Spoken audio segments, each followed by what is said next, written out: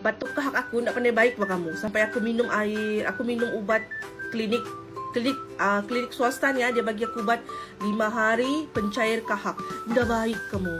Sampai habis ubat tu aku makan. Sekali aku kena bagi makan ni, dalam 2-3 hari lah. 2-3 hari tu kahak aku cair.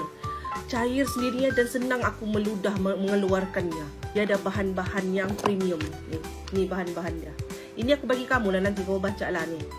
Ni dia ada vitamin C, dia ada mulberry, dia ada cendawan susu harimau dia untuk kita punya masalah fungsi hati, paru-paru sama anti kanser. Cengkeh, kamu ingat ke cengkeh? Cengkeh masa kita ni kena COVID, kita rendamkan di air, kita minum, kita ambil wapnya supaya lancar hidung kita bernafas kan.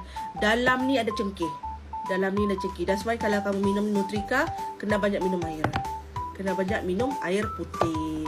Dalam ni ada moringa, dia bersihkan kita punya saluran darah. Saluran darah yang tersumbat. Dia bersihkan saluran darah kita yang tersumbat. That's why bagus untuk kesihatan.